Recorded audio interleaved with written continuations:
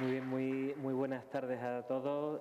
Muchas gracias a la Fundación Tres Culturas por su hospitalidad, como siempre, y gracias a ustedes por la asistencia. Es una verdadera satisfacción ver este salón tan hermoso, lleno de público como en las mejores ocasiones, y creo desde luego que la ocasión lo merece, porque no todos los días tiene uno la posibilidad de compartir, como vamos a hacer a continuación, un rato con un autor de la talla de Éric Bullard. Como decía, yo no quiero extenderme nada porque de lo que se trata es de que cuanto antes empecemos el coloquio con Éric Bullard, pero quería simplemente comenzar diciendo que después de la impresión tan fuerte que me causó la lectura del orden del día, como todos ustedes, yo me preguntaba qué será lo próximo que leamos de este señor y por dónde tirará, ¿no? De qué hablará, de qué se ocupará. Y fue toda una sorpresa saber que el siguiente libro que se publicaría en España, aunque es anterior en el tiempo en Francia, iba sobre la Revolución Francesa. Para empezar el coloquio, recuerdo que en 1972 le preguntaron a Zhou Enlai qué opinaba de la Revolución Francesa y dijo que era demasiado pronto para hablar de ese tema. Evidentemente, aquel mandatario se estaba confundiendo con el mayo de 68, pero esa idea, ese chiste se ha vuelto viral en Europa. Y yo querría preguntarle a Éric Bullard si ha llegado el momento de hablar de la Revolución Francesa, si es este un momento especialmente propicio para recordar aquel episodio histórico.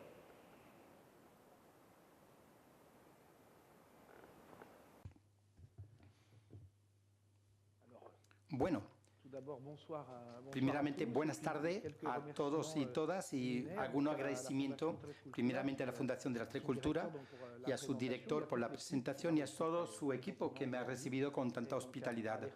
A Alejandro Luque, gracias también por el hecho de poder debatir juntos y también a la editorial Tusquets, Ana, y también a Francis Merino, que es el intérprete.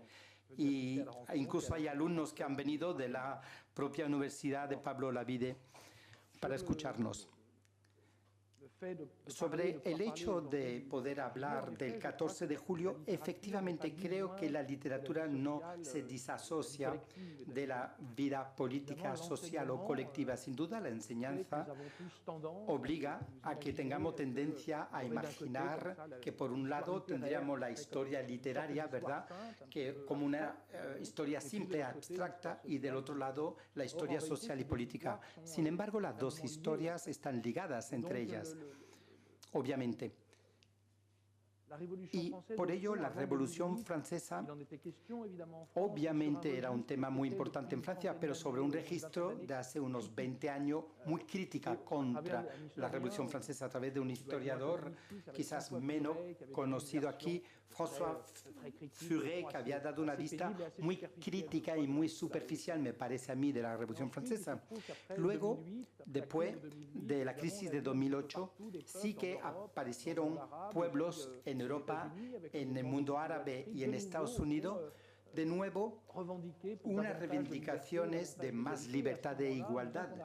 Y en ese momento se ha empezado a mirar de otra forma la Revolución Francesa, porque la historia siempre se ve desde otros lugares, no se fija, no hay una base empírica, Revolución Francesa para siempre, como si fuese un estatus.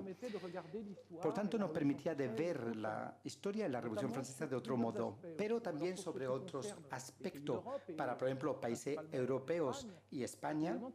Cuando yo volví a leer algunos textos sobre la Revolución Francesa, me apareció inmediatamente, y con un relieve muy particular, que una de las causas que precisamente hacer arrancar una revolución es la deuda, y la deuda del Estado es muy importante en aquel entonces, está muy endeudada, y cuando la Corte vivía a unos niveles impresionantes, mucha desigualdad. Obviamente la palabra deuda no era lo mismo en los años 80 o en 2015, tiene un relieve muy singular. Y luego la conjunción de las dos cosas, la conjunción de la deuda de los Estados en Europa con esos movimientos populares populares y manifestaciones de descontento que aparecen. Obviamente, lo que tenía cierto relieve con la Revolución Francesa era el movimiento en sí, porque la Revolución Francesa son dos cosas al menos. Es una vida política intensa, con figuras políticas, pero también movimientos populares muy potente, y uno de ellos fue el 14 de julio, que jugó un papel muy importante.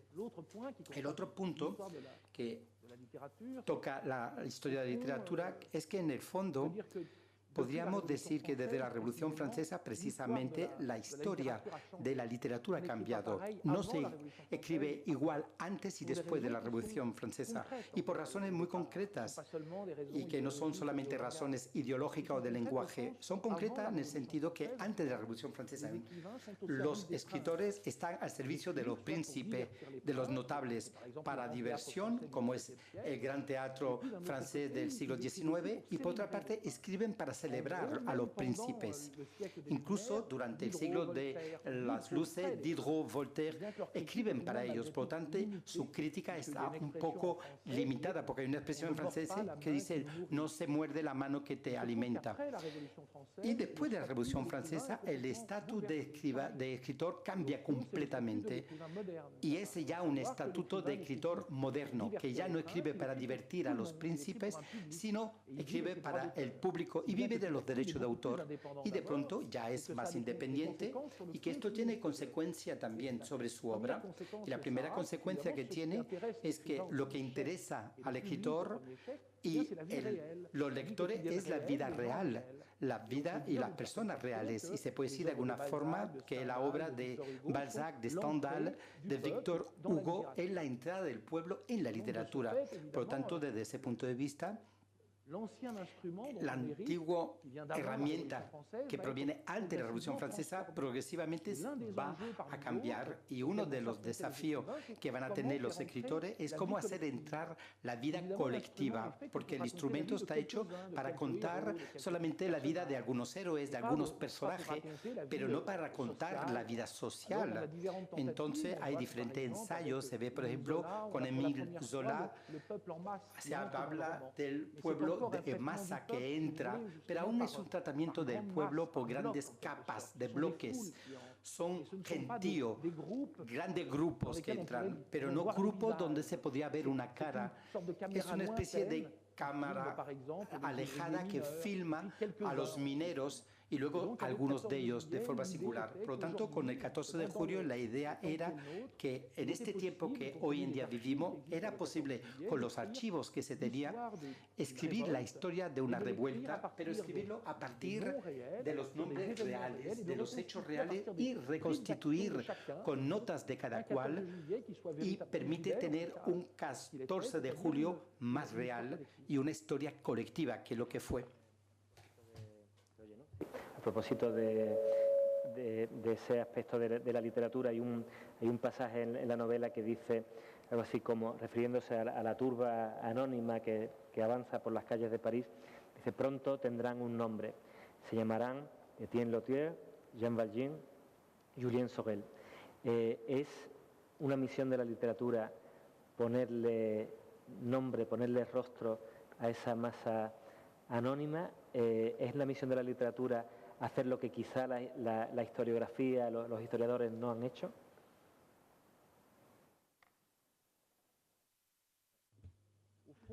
Bueno, en el fondo forma parte de la misma corriente del que yo estaba hablando, de darle nombres que están ahí. Además, para el 14 de julio, la persona del pueblo, del gentío, porque vemos, y para volver un poco sobre lo que es la literatura y su relación con la realidad, la Revolución Francesa va a cambiar todo, pero ya había pistas. Por ejemplo, en la literatura española se puede hablar, por ejemplo, que el Quijote, la obra más conocida de la literatura española, es una obra que hace oficio de realismo. Se lee el Quijote como una obra de imaginación, de ficción, pero en realidad Quijote, que es es un poco la muerte de la caballería, de esas novelas. Y hay mucho más molino de viento que gigante en el mundo, ¿verdad? Si lo digo así rápidamente. Por tanto, volviendo a esos nombres, Émile Zola escribe porque él trabajaba mucho y investigaba mucho, leía artículos, se encontraba con personas, buscaba también sus propios archivos, que no hay nada más emotivo que un archivo, que un documento real. Un documento real emociona más que cualquier novela, decía él. Y de alguna manera creo que hemos tenido toda la prueba de esto. Todos hemos ido a un mercadillo a comprar libros o una maleta antigua, y cuando vemos un libro, de pronto abriéndolo cae una tarjeta postal o una carta de hace 40, 50 años, solo hay un nombre, está dirigido a Miguel, por ejemplo, y una palabra anodinos, y está firmado por alguien, hay unas señas, casi no sabemos nada, pero ya sentimos una emoción que está ligado a la realidad en sí, y a esos nombres desconocidos, nombres comunes que hemos conocido y que hemos oído muchas veces. Para decirlo de otra manera, en el fondo, cuando estamos en la escuela, y yo creo que lo mismo en España que en Francia, por la mañana, el profesor llama a los alumnos. Uno a uno llama a su alumno para ver quién está y no se hace la lista. Y cada día se va nombrando esos apellidos. Y yo creo que cada uno de nosotros ha podido escuchar la belleza de esa liberación. Nos atrapa cada día y nos atrapa de una forma muy curiosa. En nuestra juventud hay nombres que nos gustan más que otros. Nos gustaría que nos llamasen de este modo u otro. Otros nombres son extraños. Otros amigos tienen el mismo nombre, por lo tanto hay un cierto misterio de los nombres propios. Y luego sobre los nombres propios, una digresión rápida, pero es interesante. En la antigüedad, la gramática distinguía dos tipos de nombres, el nombre común y el nombre propio. Y lo que nos decían los especialistas es que el nombre propio solamente designa un individuo, un país, una ciudad y nada más. Y se decía que los nombres propios estaban en la parte alta de los nombres. Pero una vez que el gramático decía esto, abandonaba ese nombre propio y venía a hablar de la cosa más simple. Pues los especialistas de la gramática hoy en día han dicho ahora que no, los nombres propios suscitan muchas cosas imaginarias. Es decir, cualquier nombre propio, por muy ordinario que fuese, no hace pensar a otros nombres comunes, no evoca algo, y por lo tanto hay todo un halo de significación en torno al nombre propio que le da una fuerza poética. La belleza de los nombres propios de la Bastilla es que son los nombres del pueblo en torno de una aristocracia francesa o española. Hay un cierto halo de prestigio, pero aún es más bonito y es lo que produce, porque estamos al lado de nombres que conocemos y que hemos oído esta mañana, por ejemplo, yendo al colegio. Entonces, una última cosa sobre el nombre. Yo decía que la literatura estaba mandado por la gramática, pero pensar en Proust. Sabemos a través de Roland Barthes, un crítico literario, que Marcel Proust, antes de encontrar los nombres propios de la novela del tiempo perdido, no conseguía escribir su novela. Tuvo que encontrar esos nombres, Swann, Charlie, Guerlain, para que de pronto la escritura se pusiera en marcha, como si los apellidos tuviesen un poder. Y eso ocurre también, porque no olvidamos en la novela que nos gusta los nombres, los personajes, tiene tanto encanto como la propia historia.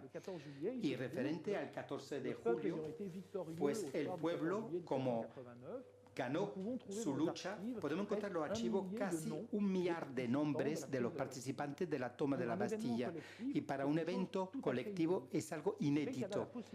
Había la posibilidad, buscando, de escribir una literatura, por lo tanto, ligada y apoyándonos sobre los archivos, y al mismo tiempo intentar construir un relato propiamente colectivo a partir de esas notas que encontramos en los archivos y los oficios que aparecen, porque estas personas tenían unas señas, algunas veces un esposo o esposa, y nos permite así dar trazos de realidad de esa situación.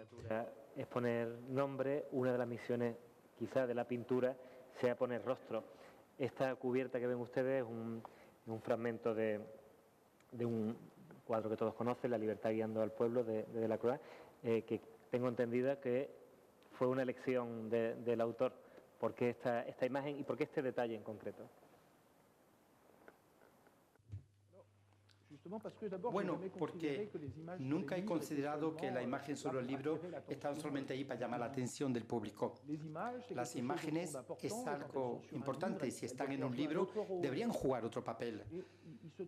Y precisamente este cuadro de Delacroix es un cuadro muy conocido, una gran obra de la pintura, pero además está ligado a un evento histórico, no a la Revolución Francesa, sino a la Revolución de 1830. Y en medio de esto vemos ahí una bandera y muchos personajes en armas que aparecen. Pero como todo cuadro, que es una especie de cuadro de historia, también tenemos de forma marginal otros personajes que nunca se ven. Y me he centrado viendo este cuadro y estaba pensando en la revolución y no en esta imagen, que había un personaje abajo que no conocía, no me había fijado, lo conocía desde hace 30 años y jamás me había fijado en este personaje ahí a la izquierda y que tiene una especie de encanto, que tiene una cara, algunas características y hay casi una sorpresa en su cara, como si el evento al cual está le sorprende y no se entiende porque y se entiende muy bien porque cada revolución pues sorprende. La victoria colectiva es algo que sorprende. La primera vez que un pueblo entró en los Tuileries en París se vio sorprendido por su audacia. Y aquí hay también una sorpresa en la cara, pero también una rabia mezclado con también la felicidad, esos trazos emotivos y quizás la grandeza de ese detalle es que tenemos ahí el detalle de un gran cuadro que de golpe y quizás rara vez en la historia un personaje marginal, anónimo y de un movimiento revolucionario pintado por un gran maestro. Y además hay que saber que es doblemente interesante porque precisamente no es más que un detalle en ese cuadro. Antes ha mencionado un aspecto que creo que es común a las dos novelas, Al orden del día y a 14 de julio, que es el hecho de que sean ambas novelas históricas o de trasfondo histórico, porque saben que la etiqueta novela histórica se ha convertido ahora en España en algo un poco peyorativo. Novelas de fondo histórico, pero que leemos con una gran sensación de que nos están hablando de la actualidad de nuestro mundo actual, ¿no? Me gustaría preguntarle a Eric si eso es un efecto buscado, si él ha buceado en el pasado, pero teniendo muy presente el mundo de hoy, los periódicos del día, y a partir de ahí, bueno, me gustaría preguntarle otras cuestiones, pero comencemos por ese punto. Si cuando escribe y bucea en el pasado está pensando continuamente o a menudo en el presente.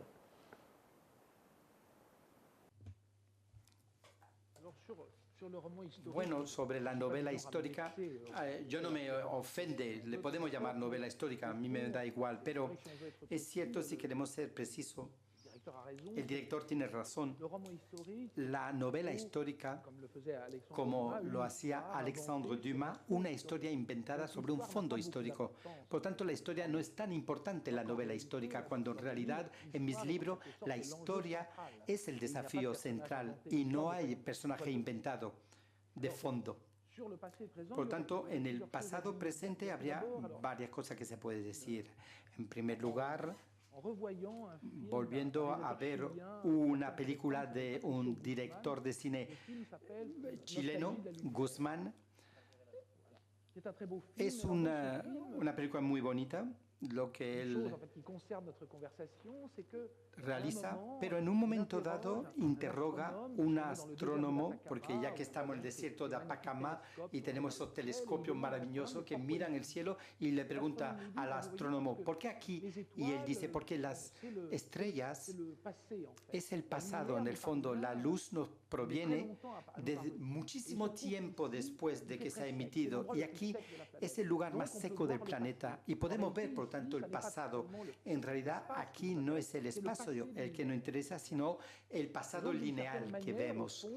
Y de alguna forma aquí, en el fondo, hay un acceso a la realidad. Pues de algún modo, hoy en día, en un contexto social y político particular, la historia es un acceso a la realidad y también al presente. Para dar una ilustración concreta, ligado al libro anterior, El orden del día, si hoy quisiera escribir y ver cómo la élite económica tienen reuniones con lo político, tendría que escribir una ficción, ya que no tengo acceso a estas reuniones y no sé lo que está ocurriendo, lo que se dice cuando los grandes jefes de las empresas se encuentran con los presidentes o los primer ministros. Pero no siempre fue el caso en la literatura. Tolstói podía contar cómo desde el interior qué es lo que hace la aristocracia rusa, porque él era un aristócrata y lo conoce. Por tanto, el acceso a la realidad es directo y puede escribir Guerra y Paz inspirándose en su experiencia. Pero hoy en día, con la democratización al cual Tolstói ha contribuido mucho, ya no es posible. Hay que buscar otro acceso. Y es aún más difícil hoy en día que Varoufakis nos cuenta que durante la crisis griega, lo que se llamó el salvamento o el rescate de Grecia, se reunían los ministros de la zona euro y no podían tomar notas. No solamente no podía escribir, sino no podría saber lo que hay en los archivos porque no se permitía. Y tengo un problema como escritor si quiero tener una visión. Mientras que en Tolstói puedo, girándome hacia el pasado, ver reuniones y por razones particulares, debido, por ejemplo, a los crímenes de la humanidad, tenemos notas y disponibles archivos de las empresas del Estado y se puede saber lo que se ha dicho durante esa reunión. Por lo tanto, no se puede decir que en todos los casos ocurre esto, pero sí de ver que incluso en una situación tan terrible como la instalación de los nazis en el poder, una parte importante de las empresas alemanas, que eran personas responsables y no eran nazis convencidos, en cierto momento, con cinismo, buscando el provecho, han permitido la instalación y la subida del poder nazi y dando dinero, por ejemplo, a la última campaña electoral. Y Hitler le dice será la última campaña electoral por un siglo. Y han efectivamente dado dinero para eso y eso era interesante. Eso es la única forma que puedo hacer y utilizar. Es una parte de la respuesta y luego que finalmente siempre miramos el pasado a partir del presente y como yo decía anteriormente, lo vemos diferentemente. Aparte de la deuda que yo decía, la deuda nacional, hay otras cosas que me han aparecido leyendo papeles de la Revolución Francesa, aunque ya me interesa desde hace mucho tiempo, ¿verdad? Es en el fondo el paro. En ese momento, precisamente en París hay un gran paro y es de lo que se habla, pero un paro muy importante, muy elevado, pero uno de los primeros elementos de la revuelta que tiene lugar antes de la 14 de julio son otra revuelta que se llama de Réveillon, que tiene lugar en el Faubourg Saint-Antoine ligado a un evento. Es que dos jefes de empresas que tienen que hacer frente a una competencia inglesa porque había un trato de libre intercambio, y ya eso nos suena hoy en día, y pide que el precio del trabajo se reduzca los salarios. Y el hecho de bajar el precio del trabajo también lo conocemos. Y en ese momento los obreros entran en huelga y de alguna forma en revolución, que el Estado va a reprimir muy fuertemente esta revuelta y va a haber 300 muertos y que se van a tirar sus cuerpos en los catacumbas de París. Por lo tanto, el primer punto es este, que volviendo o leyendo de nuevo e intentando comprender de nuevo las primicias de la Revolución Francesa, caigo sobre ese evento que me liga con el presente y que nos cuenta algo. Y el otro aspecto que me ha interesado mucho es que finalmente 14 de julio es una primera etapa en la constitución de un hecho político y donde yo creo que también es muy presente, es un hecho heterogéneo. Se descubre nombre muy diferente. No hay un solo grupo, los obreros o los burgueses. No, es un grupo heterogéneo donde obviamente hay mucho obrero, pero también mucho comerciante, pequeños autónomos, artesanos. Encontramos también guardia francesa que son militares que se apartan de la Bastille y todo forma parte de toda esa multitud y es algo que también encontramos hoy en día y en Francia hoy en día vemos hoy en día que los analistas tienen problemas sobre la raíz social de los chalecos amarillos. Por lo tanto es algo también ligado al presente. La característica que tienen las dos novelas es su brevedad, la condensación de tanta historia, de tanto hecho, de tanta controversia en pocas páginas. En un caso 140 páginas, en otro 180. Sin embargo, con la fórmula de 14 de julio podría haber escrito una de esas grandísimas novelas de 500 páginas a lo Víctor Hugo. Es la brevedad, es esa condensación, un posicionamiento estético para Éric Bullard, es algo consciente o simplemente, como decía un viejo escritor español, llega un momento en que la novela te avisa de que hay que ponerle fin.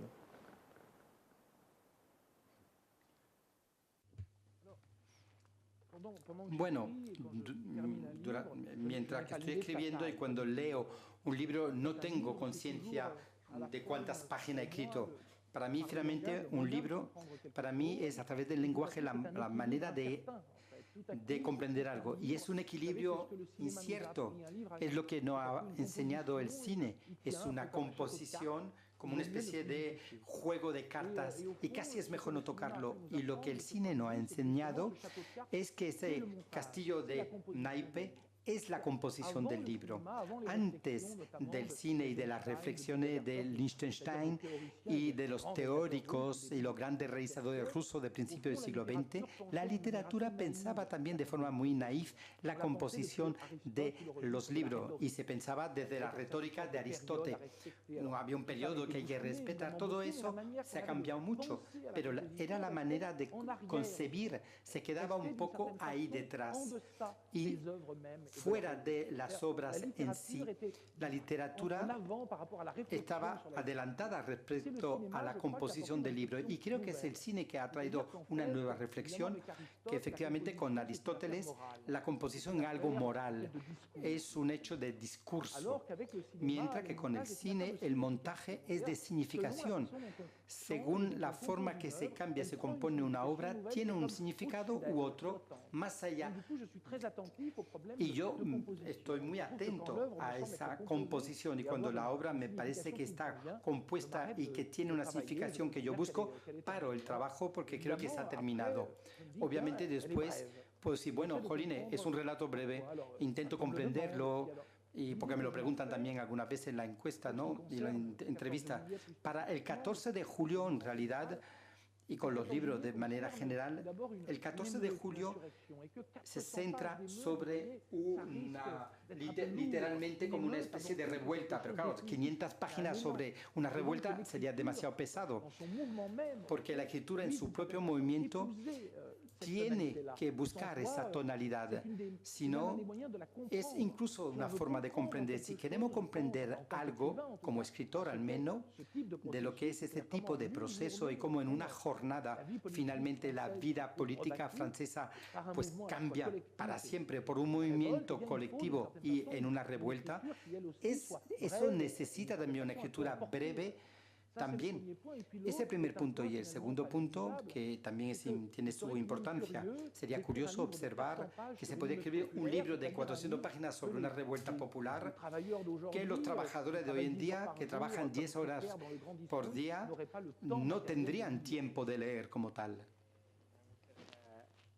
Si no han leído todavía la novela, van a darse cuenta cuando lo hagan de que esa brevedad es muy engañosa. Las novelas de Éric Vuillard están llenas de cambios de ritmo, de personajes, una lectura muy trepidante, muy intensa y sobre todo que no se acaba en la última página. Les puedo asegurar que les deja varios días pensando, cavilando y completando lo que no se haya dicho en la novela. Pero no quería dejar de preguntarle también al autor por un hecho. Yo me he atrevido a escribir la reseña que he publicado hoy mismo en Mediterráneo Sur sobre la novela, me he atrevido a titularla Ya no hay revoluciones como las de antes o algo así, ¿no? Quería preguntarle por qué todas las imitaciones contemporáneas de la Revolución Francesa han ido fracasando. ¿Qué les ha faltado? Pensaba en Tahrir, pensaba en Taksim, en Estambul, pensaba en Sintasma, en Grecia. Pensaba también de alguna manera en el 15M español, aunque fuera una revolución más pacífica. ¿Qué le ha faltado? ¿Qué no se ha hecho o qué se ha hecho mal para que no se pudiera reeditar el triunfo de 1789?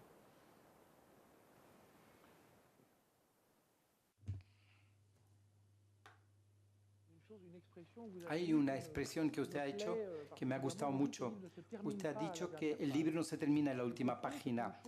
En realidad es una cosa que he podido aprender en mi último libro, aún no se ha publicado, que se llama La Guerra de los Pobres. Escribiendo este libro, una vez escrito el libro, he entendido que había dos maneras de escribir, no solamente sobre la historia, se puede escribir sobre un episodio histórico, se puede escribir una novela como algo terminado, como si en el fondo, una vez que el personaje muere, ya todo se termina.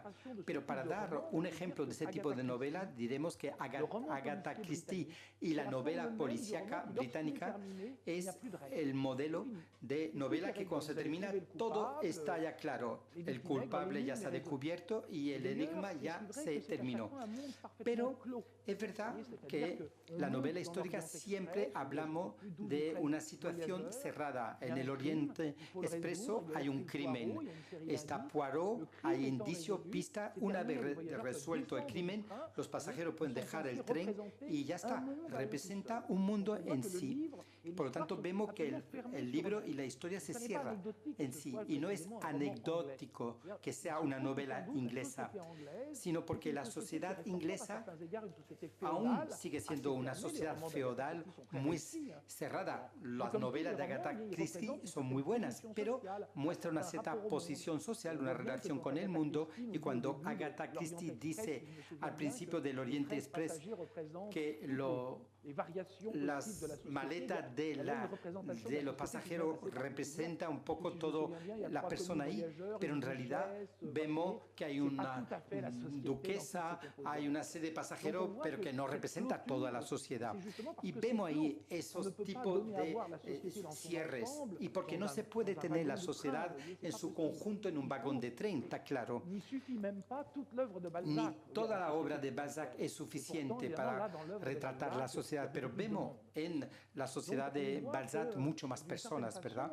Por ello, las novelas de Agatha Christie se termina siempre en la última página, mientras que cuando leemos Lo Miserable de Victor Hugo, solamente el título nos dice que la novela no se termina ahí en la última página. Otro título de Germinal de Emilio Zola. Y aquí igualmente el libro anuncia ya que otra huelga de mineros van a tener lugar y que no se termina aquí. La novela de Germinal se escribe como una novela no terminada, no acabada. Y podemos escribir de dos maneras sobre la historia también. como si el episodio estuviera terminado. Se puede escribir sobre el 14 de julio como si ese día ha terminado y estuviera reducido a un perímetro. Se puede empezar un poquito antes para ver la causa, luego un poquito después para las consecuencias. Venga, llegamos hasta el 4 de agosto, la abolición de los privilegios, y ahí se termina. Pero es una postura frente a la historia, es una postura incluso política. Pero se puede también considerar escribir el 14 de julio como si no estuviese terminado, y no el 14 de julio en sí, sino como el movimiento de emancipación, como si el movimiento que va hacia más de libertad e igualdad no se ha terminado, y desde ese punto de vista compromete varias cosas. En primer lugar, si se escribe desde ese punto de vista, significa que nos compromete a nosotros mismos. El que escribe aún está en el movimiento porque no está terminado, pero el que lee también, lo que permite que toda la estructura del relato cambia. Ya no se puede escribir hoy en día una historia como si no se terminara con un narrador omnipotente, un narrador que lo sabe todo y lo hace todo, porque precisamente la posición del narrador tiene que ver con el hecho de que todo está terminado. Y él lo sabe. El narrador es aquel que ya sabe la final de la historia. Es por eso que en mi libro intervengo en primera persona a veces. Intervengo de ese modo. No es un juego de majestad. Yo no es que sepa más que los demás, pero en algunos momentos puedo formular una duda, una postura. Lo hago de vez en cuando. Y es una forma de romper los límites de la novela, que una historia no está terminada y que yo mismo la sigo y puedo dar mi punto de vista que remite a otros, ¿por qué no? Pero es el punto de decir que la historia está abierta, no cerrada, incompleta. Y para responder a la parte política de su pregunta respecto pues, a este tema, yo creo que en el fondo tenemos que ver todos los movimientos que han tenido lugar como un proceso general. Si en el fondo si solamente hubiesen existido los movimientos español o griego o francés o la plaza Tahrir, podrían decir, bueno, esto ocurre en Egipto, esta es la situación española, mientras que ahí vemos que hay un contagio, lo que significa que seguramente es la situación mundial la que provoca esos temas. Por lo tanto, no creo que podamos hablar de digamos, fracasos, sino más bien de procesos. O al menos podemos verlo de dos formas. Primeramente, el fondo, lo que nos podría permitir a todos de pensar, sea cual sea el desacuerdo político que podemos tener en Montesquieu, porque si invocamos Rousseau o Diderot, la gente pues no estará de acuerdo. Pero Montesquieu no. Montesquieu es la base misma. Incluso es la monarquía constitucional, se acomoda a Montesquieu y la república también. Por tanto, es bastante amplio y flexible. Y Montesquieu nos enseña que el punto central y de la literatura, porque es un escritor, en el fondo es que todo poder es peligroso cuando es demasiado potente. Montesquieu nos dice que cualquier poder abusa de su potencia. Es una especie de ley de la física social. Es algo que podemos ver en la vida corriente. Cuando alguien tiene demasiado poder en un ambiente, no es siempre el caso. Hay algunos mejores que otros, pero la tendencia general es que va a abusar de este poder, incluso de forma amable. Se hace casi de forma mecánica. Y lo que nos dice Montesquieu es que hay que estar atento a ello y buscar la forma de poner límites institucionales, los contrapoderes que se llama. Y hoy en día queda claro para todo el mundo, nadie puede ignorar este hecho. El poder que es el más potente es el poder económico, algo visible hoy en día ante los ojos de todos los demás. Tan presente está que atraviesa todas nuestras vidas. Hoy en día, en el mundo que estamos, nada en este salón escapa al poder económico. Todo lo que tenemos, nuestra ropa, los coches que están fuera, el agua probablemente también, todo eso está producido por empresas, por ejemplo. Y en sí el poder económico es una fuerza, pero hoy en día a nivel mundial, donde la crisis de 2008 y la sucesión de eventos está ligado a la globalización y a ese poder omnipresente, porque hoy por hoy El único límite que hemos podido intentar plantear contra ese poder económico es precisamente esos movimientos populares, el poder del pueblo. Y si somos demócratas, es el único poder realmente que pueda en algún momento oponerse a ello. Entonces, el último punto sobre estos movimientos es que una parte de sus límites y el límite de cada cual, en el fondo, es que sobre el tema económico hay una cierta timidez. La coyuntura, después de la caída del muro de Berlín, después del final del comunismo real, hay una cierta timidez por parte de todos de hablar del tema de que el poder económico es demasiado potente. Bueno, pero ¿qué quiere? ¿Que se nacionaliza? Por lo tanto, somos tímidos. Sabemos cuál es el problema, pero no sabemos cómo hacerlo. Y el otro punto es que finalmente somos demócratas. Por lo tanto, somos respetuosos de los procedimientos, sino el problema es que precisamente los procedimientos tienen muchos fallos. En el fondo, si miramos un poco cualquier parlamento, el parlamento español o francés o europeo, lo que vemos es que, por ejemplo, en el parlamento francés, he contado recientemente, la semana pasada, que tenemos 28 o 29 abogados y una sola secretaria. En Francia hay 65.000 abogados, pero 800.000 secretarias.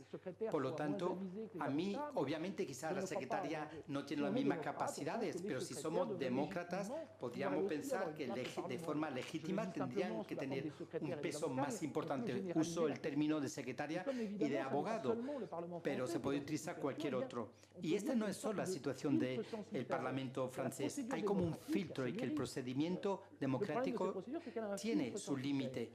Y el otro problema es que todos lo sabemos. Hace tiempo que sabemos que la representación no es igual, no hay igualdad. Entonces, ¿por qué aceptamos algo que es tan contradictorio contra nuestro principio? Y todos sabemos que esto se produce ahora y por doquier. Tengo, pero no quiero escatimarles a ustedes la oportunidad de hacerle las preguntas que crean oportuno. Así que creo que hay un micro de sala. Si alguien se anima, recuerden como siempre que no todos los días tiene uno la oportunidad de conversar con un premio Goncourt, así que aprovechen la ocasión. Sí, ¿hay uno por ahí?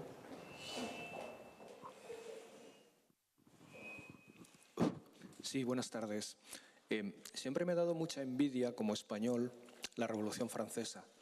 Haciendo un paralelismo histórico en el momento de la Revolución Francesa y lo que había en España, el hecho de que un pueblo sea capaz de alzarse frente a una tiranía y derrocarla, aunque luego la cosa no acabara de funcionar, el hecho del cambio de régimen, el darse cuenta de que el poder no viene de Dios y le cae en la cabeza a alguien, sino que viene de abajo, viene del pueblo, comparándolo con lo que tuvimos en España pocos años después, tras la salida de Napoleón de España, la vuelta de Fernando VII y absolutamente la derogación de la Constitución de las Cortes de Cádiz y el hecho de que cualquier atisbo, cualquier aire liberal revolucionario fue aplastado con mano de hierro por parte de ese rey.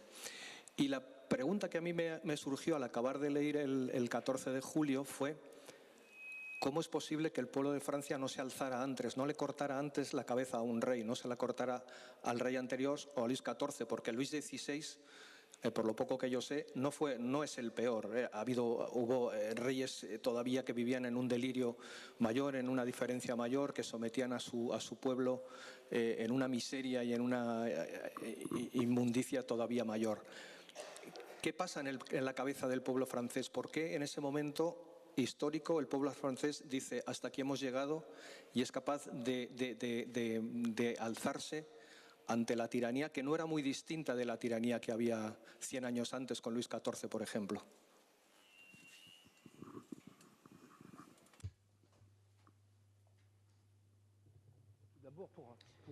En primer lugar, para hacer un homenaje a España, decir que Goya, o los cuadros de Goya, de alguna forma hace la misma operación que la Revolución Francesa en el arte, en este caso en un perímetro más estrecho, que es la de la pintura. Pero por eso es tan conocida, por ese esa matanza del 2 de mayo. Y eso va a entrar en la conciencia colectiva, porque cada vez que yo hoy pienso, por ejemplo, a un condenado injusto, creo que entre las imágenes que me aparece tengo esa imagen de ese hombre en la pintura, en el cuadro de Goya, que abre los brazos y se ve hasta el blanco de sus ojos, ¿no? Es una escena muy emotiva. Pues yo creo que en Francia el siglo de las luces jugó un papel muy importante. La literatura también francesa la cambió. Sería una historia muy larga de contar, pero de alguna forma también hay esa conjuntura muy curiosa y singular de Francia en torno a Luis XIV, a la vez un poder muy tiránico, centralizado, pero que le gusta las artes y que se rodea de grandes artistas y que por ahí abre una especie de tradición majestuosa, crítica sin duda, pero ya en la Fontaine, en la Bruyère, en la Molière, se habla de la grandeza francesa. Y luego hay otro episodio. Luis XIV también fue una reacción a un primer intento, no de revolución popular, pero sí parlamentaria, y una parte de los aristócratas desean destruir o reducir el poder real. Por lo tanto, hay un fondo político y social, una memoria de insurrección. Ya la Fronde había dejado una pista muy importante. Él mismo escribió sobre la conjura de Fièvre y luego una tradición literaria que progresivamente ha aportado con elementos demográficos, porque en la cuenca de París la tasa de analfabeto era muy importante al final del siglo XIX. Por lo tanto, el pueblo de París, del siglo XVIII, perdón, el pueblo de París sí que tiene cierta conciencia y todo ha leído algunas notas que hablan un poco de ello. Hay una especie de efervescencia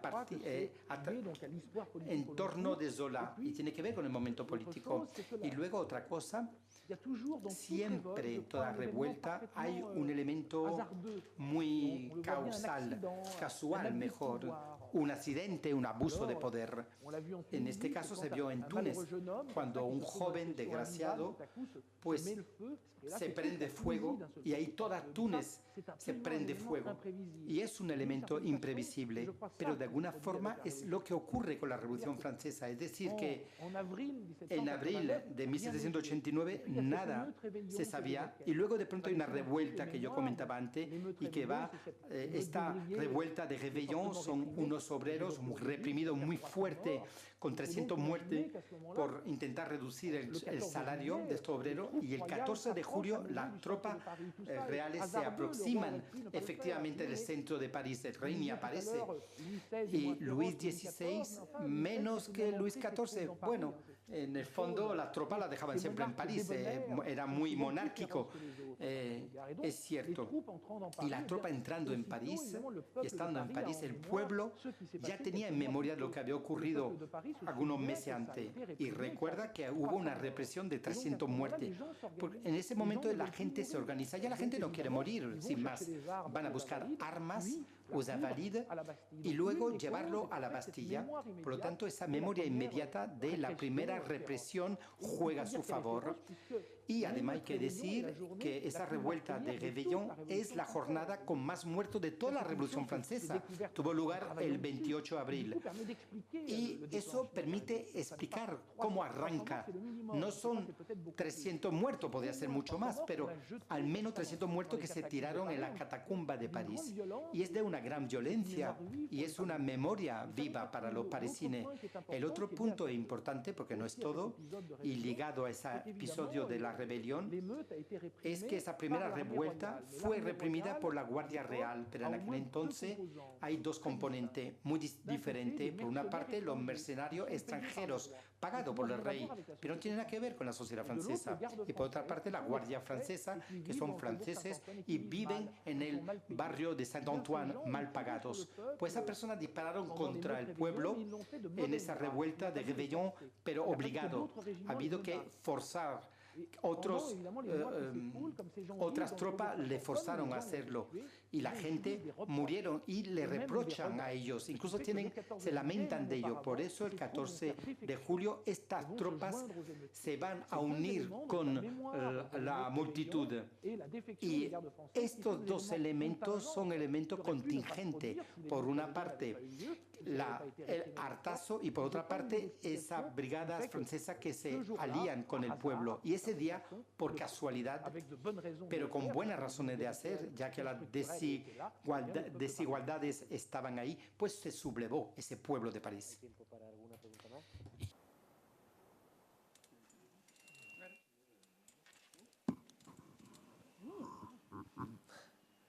Pues aprovecho yo el turno, si no. No hay buenas o malas preguntas. Bueno, pues voy a acabar haciendo un par de preguntas muy breves. Si alguien se inspira de pronto, puede levantar la mano. Los chalecos amarillos que estamos viendo ahora en los telediarios, que han hecho tanto ruido en fechas recientes, son para mucha gente los nietos de aquellos revolucionarios franceses. Eso es injusto con los chalecos amarillos, es injusto con los revolucionarios de 1789.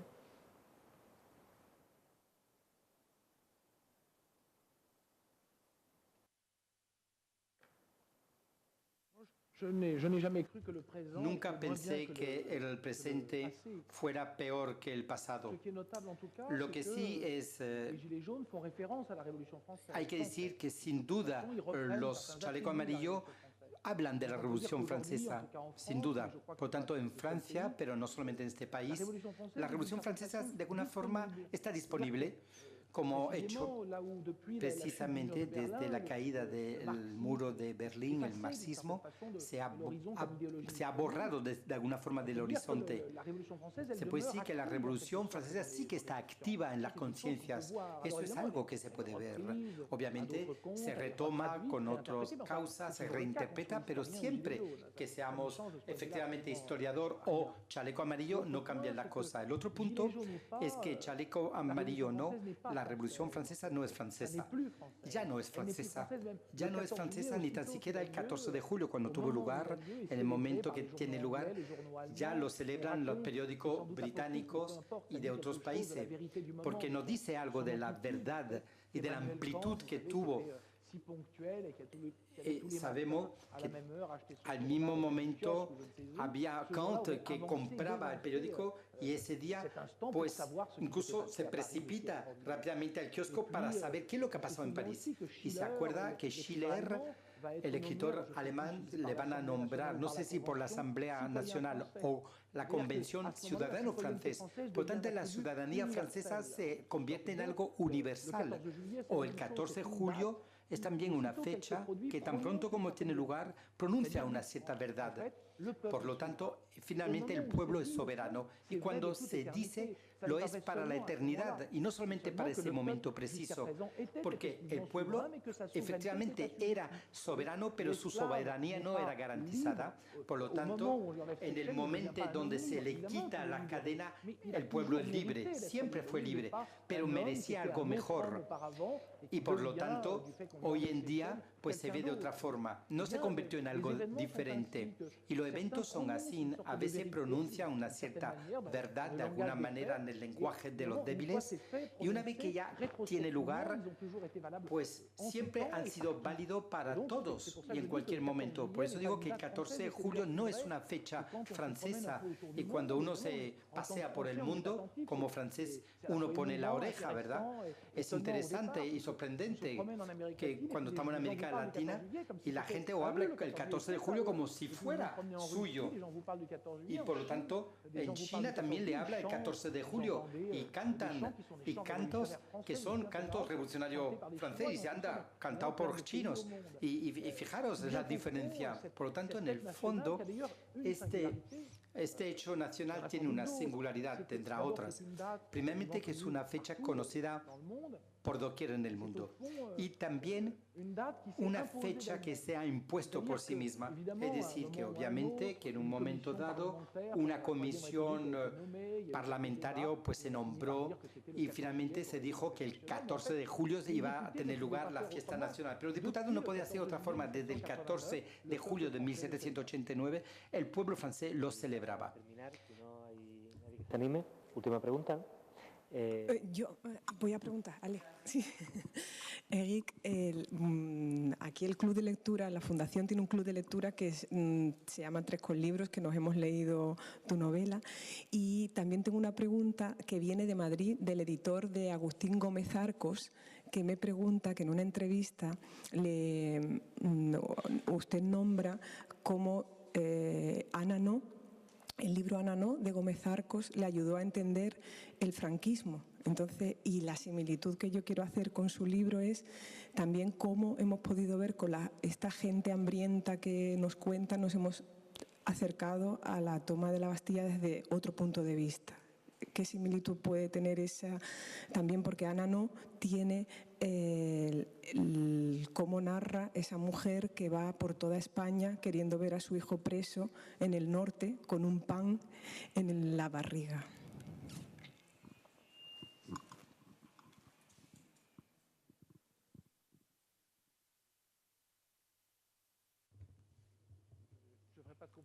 No voy a hacer comparación porque es una novela muy bonita. Porque efectivamente me pidieron un libro que yo había perdido y yo siempre pierdo. Tener una biblioteca es perder libro, a veces se guardan más y cuanto más se tiene, pues más se pierde. Es difícil ser meticuloso, al menos de ser librero. Y el último que yo perdí y que aún estoy buscando era este libro, Ananá. Por la característica de ese texto es que yo decía antes que todos los libros se escriben a partir de un cierto momento de una posición. Él está en el exilio, se escribió, creo que además el texto originalmente en francés, es una posición muy particular, la de un español, de escribir en otra lengua, pero no por elección. Él, no es Beckett, por ejemplo, que decide escribir en francés, no es el mismo, es una decisión, pero también una forma de vivir. Hay que poder transmitir lo que uno quiere decir, ya que en su país no podía volver. Es una posición muy particular y también tiene una lengua muy singular, a su vez lírica y abrupta. Es una forma en su posición política y social de hablar de la dureza y de tener para él y al mismo tiempo evocar la grandeza de estos personajes, de lo que pudieron resistir. Y en ese doble movimiento de este autor es una forma muy singular, el intento para él de resolver y de casar estos dos puntos tan diferentes y contradictorios, que es el lirismo y una especie de sequía y de dureza que emplea en su lenguaje. Obviamente aquí estamos en una posición totalmente diferente para escribir sobre el pasado, sobre todo para escribir un evento, porque hay 89 muertes el día de la toma de la Bastilla, pero es casi una relación positiva, porque aquí se relata de esa manera. Por lo tanto, es difícil de comentar lo que escribió, pero lo que me parece importante desde el punto de vista de la literatura en general es lo que se llama el estilo de la escritura, que no solamente la firma del sujeto como se presenta, no es Agustín Gómez Arcos que lo firma como si fuera un reflejo de su personalidad, es siempre el reflejo de una posición para dar una imagen conocida. Cuando se lee Stendhal o El rojo y el negro, el estilo de Stendhal, y lo vais a entender también en la traducción española, es muy brusco, muy fuerte, pero sin duda se oye casi una respiración constante, pues esa respiración constante abrupta es una de las características profundas de Stendhal. Presenta una posición social, no es la subjetividad subjetividad. Por una parte sí que lo es, pero ¿qué es también? Es una vida complicada la de Stendhal. La decepción es política, su idea revolucionaria tiene sin duda muchos fracasos. No puede decir exactamente lo que piensa, lo tiene que ocultar constantemente. Y al mismo tiempo cuenta la historia de un personaje que está en una situación más trágica, que es la vida de Julien Sorel. Es de origen pobre, una sociedad cerrada, un poco similar a la de Stendhal, y de subir las escalas. Y tiene un poco ese estilo altivo y fuerte para aquellos que lo recuerdan, que al mismo tiempo muestra la posición de Julien Sorel y su historia, la que está viviendo, y representa de algún modo la posición de Stendhal en sí, incluso para tomar un momento muy íntimo, cuando intenta cuando intenta precisamente pues atraer a la señora Saria, quiere tomar su mano y le dice, bueno, le tomo la mano, no le tomo la mano, es muy brusco, pero muestra la indecisión porque intenta seducir. Si él quiere, él toma la mano y ella no quiere, le va a rechazar, pero también le va a despedir. Por lo tanto, el estilo muestra la precariedad de este personaje y es efectivamente el papel de un pobre que intenta tomar la mano de su dueña. Conversando con Éric Bullard, pero creo que, bueno, que llega la hora de por el fin de invitarles a seguir el diálogo, pero como lectores de las novelas de Éric Bullard. Y bueno, simplemente recordar que hace unos años, en una de estas crisis que han sacudido nuestro país, en un escaparate de Madrid, en una tienda se vendían guillotinas.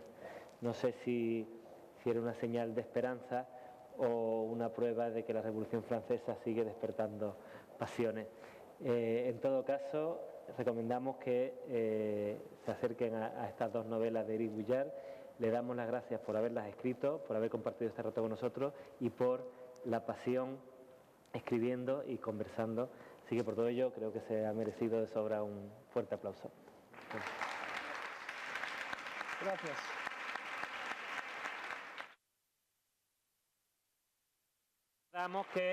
Les recordamos que con mucho gusto le firmará ejemplares de su obra.